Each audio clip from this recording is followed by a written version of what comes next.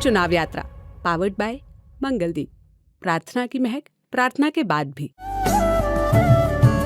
प्रार्थना की महक प्रार्थना के बाद भी। कांग्रेस पार्टी के अंदर बहुत सारे लोग असहज हैं कन्हैया कुमार की राहुल गांधी के साथ बॉन्डिंग देख के। बिहार कांग्रेस के कुछ ज्यादा और अब उसमें दिल्ली कांग्रेस के लोगों की भी लिस्ट जुड़ गई है। कब मिले आप पहली मर्तबा राहुल गांधी से? राहुल जी से हम 2016 में मिले थे। कहाँ? उनके आवास पे मीटिंग हुई? उनके आवास। अच्छा, उन्होंने मिलने के लिए बुलाया था? हाँ, और हम लोग हमारा पूरा ये जेएनयू प्रकरण के बाद? हाँ, काफी ऑब्वियसली। हाँ, देखिए, सारा जो नेम और फेम है वो एक्चुअली बीजेपी का दिया हुआ है, बदनाम करने के लिए ही सही। ठीक है, नाम तो उन्होंने ही गढ़ा है। रही बात राहुल जी से मिलने की, तो ऑब्वियसली जेएनयू प्रकरण के बाद मिले थे। हमारा संगठन का एक डेलीगेशन गया था उनसे मिलने के लिए, उन्होंने बुलाया था, हम लोग मिले थे, बात हुई। पक्की दोस्ती कब हुई? कांग्रेस में आने का फैसला, सीपीआई छोड़ी, ये तो हमने पूछ लिया, वो तो बहुत बात की बात है। हाँ, और मिलते रहे लगातार। संबंध जो है वो कॉर्डियल हो गया। ठीक है, तेजस्वी के साथ जैसे है वैसा। ये देखिए, ये अलग से बयान चलेगा कि जैसे मेरे तेजस्वी यादव के साथ दोस्ताना रिश्ते हैं वैसे ही राहुल गांधी के साथ हैं। मैं ये ऑन कैमरा बोल रहा हूँ आप। तो जो है थोड़ा सा ये व्यक्तिगत पक्ष है, अमूमन नहीं बताता हूँ। मुझे उस इंसान में एक राजनीतिक व्यक्ति से अलग एक इंसानियत जो होती है ना, वो तब पहली बार महसूस हुई। ये सब घटना होने के कुछ महीने बाद ही, मेरे पिताजी पहले से बीमार थे, फिर उनका देहांत हो गया। तो कोई एक्सपेक्टेशन थोड़ी होता है, आप जा रहे हैं अपने जीवन में लगे हुए हैं, सुख दुख जीवन मरण चलते रहता है। उनका जो है ना, उनके जो है सेक्रेटरी के नंबर से ना मेरे नंबर पे कॉल आया। अलंकार के नंबर से? हाँ, अलंकार जी के नंबर से जी। हाँ, उस वक्त हाँ कॉलिंग का काम, हाँ, अलंकार जी के नंबर से। तो जो है उन्होंने कॉल किया और बात की और कहा कि देखो, मैंने भी जो है अपने पिता को खोया है, बड़ा दुख होता है, लेकिन हिम्मत रखना।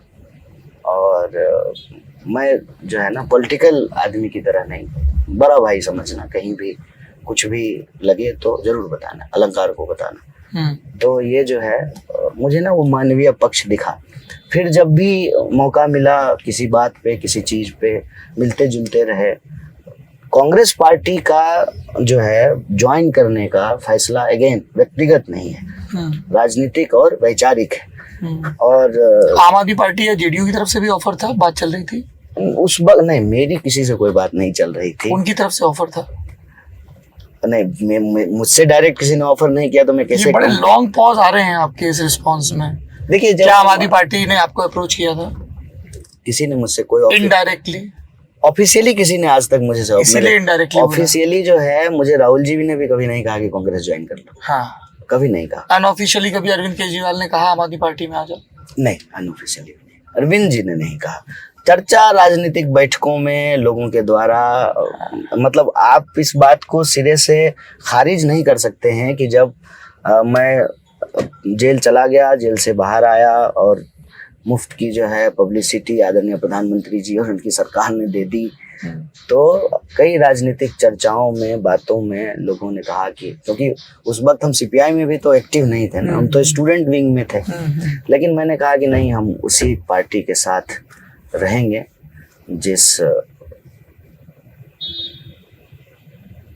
जिस पार्टी के साथ जो है ना हमारा परिवार रहा है।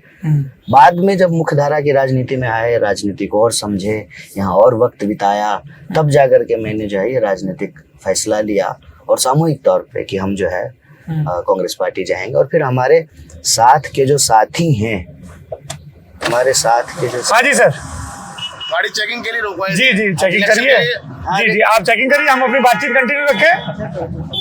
तो अब जब तक ये गाड़ी चेक कर रहे हैं, क्योंकि विकल्पों की बात हो रही है, एक विकल्प बिहार में प्रशांत किशोर देने की कोशिश कर रहे हैं, जन स्वराज यात्रा निकाल रहे हैं, उसके बारे में भी आपकी राय मैं जानना चाहूँगा। देखिए, उनसे जो है हमारे हमेशा से जो है कॉर्डियल रिलेशन रहे। अगेन तेजस्वी जी की तरह कॉर्डियल रिलेशन, राजनीतिक संबंध कॉर्डियल ही होते हैं। जी, ठीक है, उसको कॉर्डियल ही रखना पड़ता है। हाँ, तो जो है मैं आपको बोल रहा हूँ कि हमेशा से बड़े अच्छे संबंध रहे, बातचीत रहा। और लेकिन 2019 के बाद से, 19 के पहले से नहीं। हमने 2019 का चुनाव लड़ चुका था। 19 का चुनाव लड़ने के बाद ही एक्चुअली मैं मुख्य धारा की राजनीति को और थोड़ा महीन तरीके से जो है ना, या सूक्ष्म तरीके से समझने की हमारी जो है सलाहियत कहिए कि पैदा हुई, आने लगी। तो मैं उनसे बातचीत करता रहा, मिलता रहा। जब हमने कांग्रेस पार्टी ज्वाइन की, उस वक्त जो है उनको भी ज्वाइन करना था जी। ये बातचीत थी कि प्रशांत किशोर कांग्रेस में आधिकारिक रूप से आएंगे। हाँ, मतलब उन्होंने यही कहा कि हम कांग्रेस पार्टी की क्या तरफ कार्यकारी से, अध्यक्ष बन के आएंगे? नहीं, कांग्रेस की तरफ से जो है उनको ये कहा जा रहा था कि आप एज ए एजेंसी जो आप चलाते हैं आईपैक, हाँ, उसका सर्विस प्रोवाइड कीजिए। उन्होंने कहा कि नहीं, अब हम चुनाव लड़वाएंगे नहीं, हम चुनाव लड़ेंगे। और जो है एजेंसी अलग है और हम अलग हैं। हम जो है कांग्रेस पार्टी के साथ एजेंसी के तरफ, कांग्रेस पार्टी चाह रही थी कि उनकी एजेंसी जो है उनके बात साथ बनी नहीं। अब ये तो आपको जो है वो वही बताएंगे, प्रशांत किशोर से किशोर जी बताएंगे, हम तो क्या बताएं। लेकिन मैं ये कह रहा हूँ कि बातचीत हुई, उन्होंने जो है एक जो प्लान था उसका प्रेजेंटेशन दिया कई सारे जो है सीनियर कांग्रेस लीडर के सामने।